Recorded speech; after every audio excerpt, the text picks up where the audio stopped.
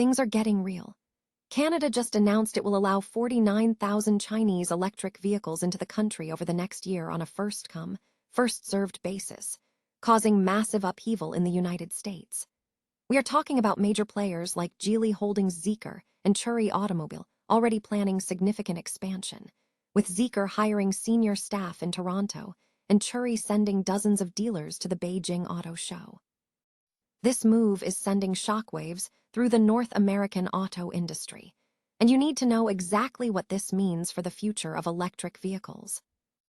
Here's a simple way to protect your phone without stress. This ALEN 3-pack comes with tempered glass screen protectors, camera lens protectors, and an installation frame for an easier, cleaner fit. It's clear, case-friendly, and built to help guard against scratches and everyday bumps. Check the link in the comments to get it on Amazon. Next up, we look at a massive setback for Canadian auto strategy, as Honda Motor Co. has abruptly halted plans for its $15 billion electric vehicle plant in Ontario. This decision comes directly from lagging interest in the products, forcing Honda to pivot its entire North American strategy to focus on hybrids instead. This cancellation marks a significant blow to Canada's ambitious EV supply chain goals, and we dive into why this development is so crucial for the industry. The global EV battle is heating up as BMW and Lucid Group report drastically different starts to 2026, showing a huge divergence in the market.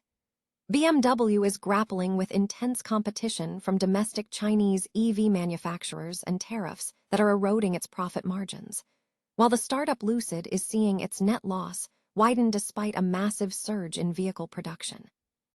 We break down these contrasting fortunes and what it signals about the state of the global electric vehicle race. Finally, we turn to the energy crisis impacting EV adoption, as rising gas prices in Minnesota are fueling a massive shift in consumer behavior. With gas prices spiking, drivers are looking to electric vehicles, and used EV prices are falling toward parity with used gas vehicles nationwide.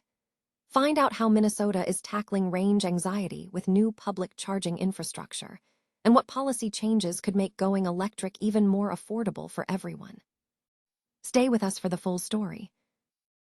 The race for market access for Chinese electric vehicles in North America is intensifying, with Canada setting a precedent that has prompted significant reactions in the United States. Canada announced in March 2026 that it would permit 49,000 Chinese electric vehicles to enter the country within the first year on a first-come, first-served basis. This move has already spurred rapid expansion plans from major Chinese automakers. Geely Holdings' luxury brand, Zeekr, has begun hiring senior staff in Toronto for sales, legal, and marketing roles. Similarly, Chery Automobile is actively engaging with the Canadian market, sending numerous dealers to the Beijing Auto Show and currently showcasing vehicles under its Yiku brand for testing and demonstration purposes. BYD is also making substantial commitments, aiming to open 20 stores in Canada this year with the assistance of local partners. Transport Canada spokesperson Flavio Nino clarified that these allowances include purposes such as evaluation, demonstration, and compliance testing. This development has fueled concern in the U.S., where automakers fear an influx of cheaper, competitive vehicles. Ford CEO Jim Farley has repeatedly expressed worry that Chinese manufacturers possess the capacity to build over 50 million vehicles, potentially outpacing domestic rivals while offering comparable quality at lower prices. Despite expressing strong reservations about opening the U.S. market to these vehicles, Farley has recently reconsidered, contemplating potential avenues for controlled access. However, the situation in Canada is providing a real-time preview of this dynamic. While Canada's initial allowance is limited to 49,000 vehicles, with plans to increase to 70,000 by 2030, the speed at which Chinese automakers are establishing a physical presence, opening offices and stores within months of border reopening, highlights a rapid operational capability. Analysts suggest that while the U.S. is focused on containment, the overall trend points toward a potential future where collaboration between domestic and Chinese automakers could lead to increased competition, job creation, and more affordable electric vehicles for American consumers. Honda Motor Co. has officially halted plans for a $15 billion electric vehicle plant in Ontario, Canada, citing waning electric vehicle demand in the United States. According to a report from the Asian business news outlet Nikkei, the automaker is pivoting its North American strategy to focus on hybrids instead of large-scale EV production. The facility, originally slated to produce 240,000 EVs annually starting in 2028 near Alliston, Ontario, saw construction paused in May 2025 for 2 years due to slower-than-expected EV uptake. The decision reflects a broader trend of investment caution across the North American auto industry. Honda's move follows a collapse in EV demand, with new EV sales in the U.S. plummeting by 27% in the first quarter of 2026, partly attributed to the cancellation of the US $7,500 federal tax credit. In Canada, EV adoption hovered below 10% of new vehicle sales for much of 2025. This setback for Honda is part of a wider industry challenge. Other major players are also adjusting their strategies. General Motors canceled its BrightDrop electric delivery van project, and Ford shifted its Oakville plant focus to Super-Duty pickup trucks. Stellantis has indefinitely paused EV retrofit plans at its Brampton plant and sold a stake in a battery cell manufacturing plant in Windsor. The cancellation of Honda's project, which was touted as the largest foreign investment in Canadian history, signals a significant potential blow to Canada's auto strategy. This aligns with ongoing pressures on automakers stemming from U.S. tariffs, which Honda anticipates could cause a multi-billion-dollar loss and a 70% drop in its 2025 net income. In response, Minister of Industry Melanie Joly stated that U.S. policies are pressuring automakers to scale back investments in electric vehicle and battery projects, even as the Canadian auto strategy aims to transform the sector through new incentives and supply chain investments. BMW and Lucid Group have presented sharply contrasting financial results for the start of 2026, signaling a deepening divergence within the global electric vehicle market. BMW reported a significant downturn, posting a 24.6% drop in pre-tax earnings, with group earnings before tax falling to €2.35 billion and revenue declining 8.1% to €31 billion. The German automaker is grappling with intensified competition from domestic Chinese EV manufacturers, who are gaining traction on both pricing and technology. Furthermore, tariffs contributed to a 1.25 percentage point reduction in the automotive EBIT margin, which settled at 5%, placing it at the midpoint of BMW's full-year guidance range of 4 to 6%.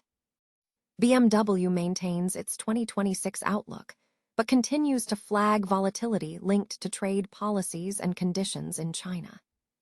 In contrast, Lucid delivered a mixed performance, showcasing aggressive scaling efforts typical of an EV startup. The company produced 5,500 vehicles, marking a 149% year-over-year increase, with revenue reaching $282.5 million, a 20% rise from Q1 2025. However, operational hurdles impacted the quarter. A seat supplier issue disrupted deliveries of the Lucid Gravity SUV, leading to a stop sale and an impairment exceeding $200 million. Consequently, Lucid's net loss widened substantially to $1 billion, up from $366 million in Q1 2025, and gross margin deteriorated to -110.4%. Despite these challenges, order intake rebounded strongly in March, surging 144% in North America, with the Gravity model driving the majority of demand. The results underscore a clear split in the industry.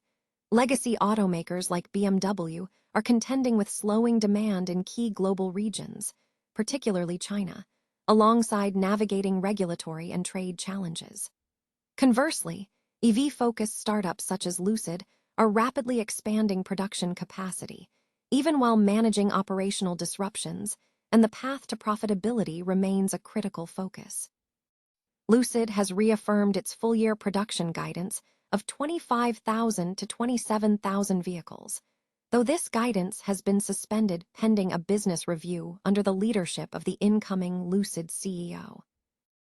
Rising gasoline and diesel prices are creating significant economic pressure across the nation, prompting a reevaluation of transportation choices, particularly concerning electric vehicles.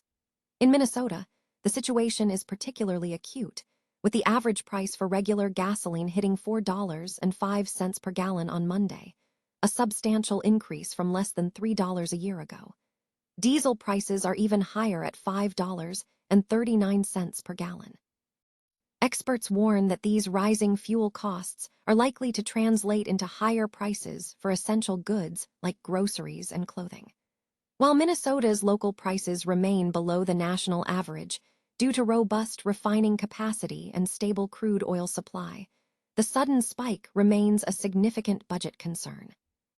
In response to these energy costs, experts are advising Minnesotans to explore alternatives such as biking, walking, and utilizing public transit.